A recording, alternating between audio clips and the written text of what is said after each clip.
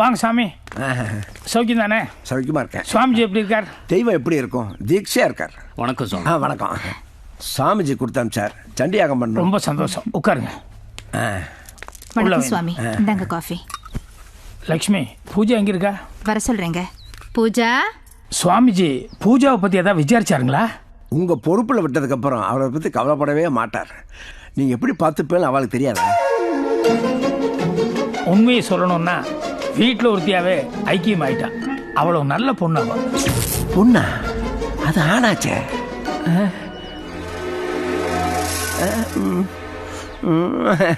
நல்லா சாப்பிடுறது போல் இருக்கு. கொஞ்சம் குண்டா எடுத்தோம்.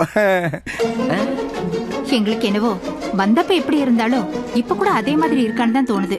சரியா சாப்பிடறதே இல்லை. வெக்கப்படுறான்னு நினைக்கிறேன். வெக்கப்படுதா? லைட்டா குழப்பமா இருக்கு. கடிக்குதுங்களா? கடிக்குதாவா? கடிக்கிறதுக்காக என்ன சின்ன பிள்ளையா? கல்யாண வயசு ஆகுதுல்ல? கல்யாண வயசா? இவளுக்கு என்னாச்சு? சுவாமிஜி பூஜாக்கு ஏதாவது சம்பந்தம் பார்த்துருக்காரா? குடும்பமே லூஸ் ஆயிடுத்தோம். இப்போதைக்கு சுவாமிஜி அதை பற்றி யோசிக்கவே இல்லை. வர்ற புரட்டாசி மாதம் பூஜாவுக்கு ஏதாவது நல்லது பண்ணி ஆகணும். ஐயோ, புரட்டாசி மாதம் பூஜாவை வெளியே விடப்படாத. சுவாமிஜிக்கு ஓகேன்னா ஒரு நல்ல இடமா பார்த்து கட்டி வச்சாரு. கட்டி வச்சா கோபம் தான் வரேன். ஃப்ரீ அவுத்து விடுங்க.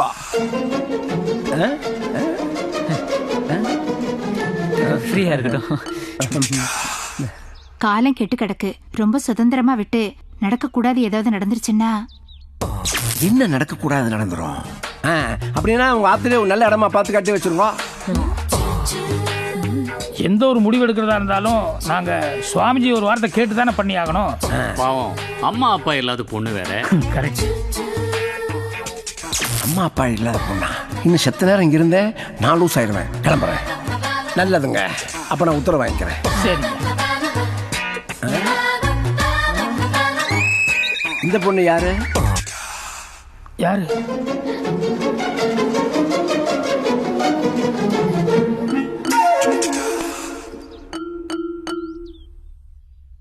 அது என் வீட்டு வேலைக்கார பொண்ணு சுஜா. ரொம்ப லட்சணமா இருக்கு.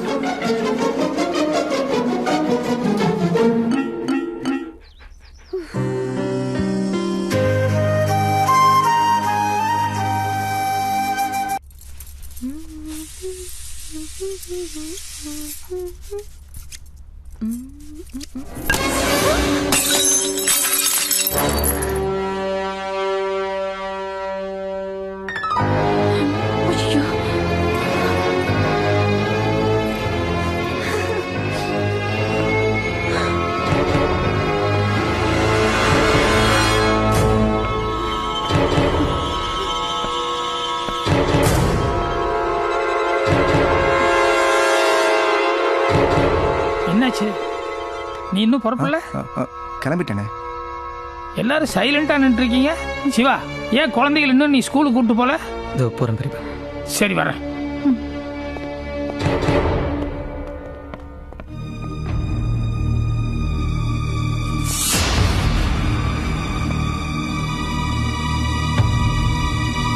இது யார் உடைச்சது? சொல்லுங்க, இது யார் உடைச்சது? உங்ககிட்ட தான் கேட்டிருக்கேன். எல்லாரும் செலமா நின்றுக்கீங்க. இப்ப சொல்ல போறீங்களா இல்லையா? நான் தான் அங்கிள் உடைச்சேன். நீயா? கை தவறி தெரியாமையா? எவ்வளவு சாதாரணமா தெரியாம உடைச்சிட்டேன்னு சொல்ற நீ? அது எத்தனை வருஷமா எப்படி ஒரு பொக்கிஷமான நான் பாதுகாத்து வரேன் தெரியுமா? அதுக்கு என்ன ஒரு வேல்யூன்னு தெரியுமா உனக்கு?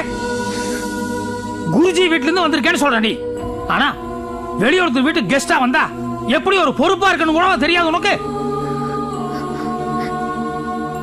உன்னை சொல்லி தப்பில்ல. வீட்டுக்கு வந்த கெஸ்டுக்கு எந்த அளவுக்கு இடம் கொடுக்கணுங்கிற அறிவு இருக்க உனக்கு இல்லாம போச்சு. நீ வெளியாளா போயிட்ட, அதனால உன்னை இந்த அளவோட விட்டு போறேன்.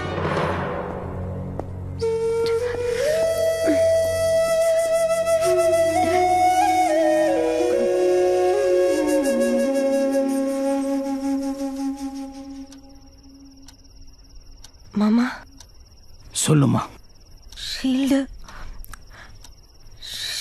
உடைச்சது பூஜா இல்லை, நான் தான்.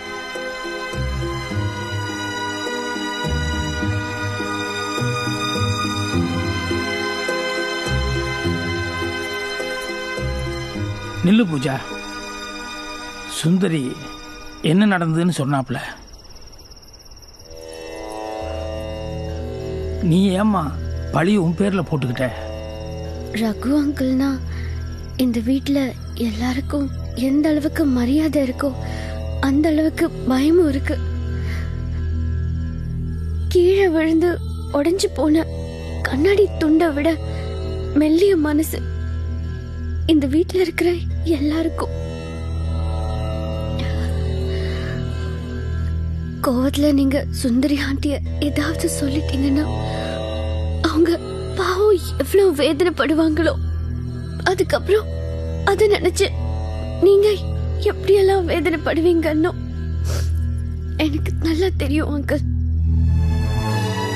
அதனாலதான் நான் உடைச்சேன்னு போய் சொல்லிட்டேன். செஞ்ச தப்பை ஏத்துக்கிறதுக்கு பெருந்தன்மை வேணும். செய்யாத தப்பை தம் மேல போட்டுக்கிறதுக்கு பெரிய மனசு வேணுமா. அப்படிப்பட்ட உன்னை எல்லாரும் முன்னாலையும் நான் காயப்படுத்திட்டேன். என்ன மன்னிச்சிருமா. அங்கிள். இல்லம்மா, சின்ன வார்த்தைகளால செதறி போன குடும்பங்கள் எத்தனையோ இருக்கு. இந்த குடும்பம் ஒண்ணுதாம்மா என்னோட உலகம். எப்ப எங்க குடும்பத்துல எந்த ஒரு மனக்கசப்பு வந்துடக்கூடாதுன்னு நீ நினைச்சியோ அப்பவே எங்க குடும்பத்துல நீயும் ஒருத்தின்னு ஆயிட்டம்மா.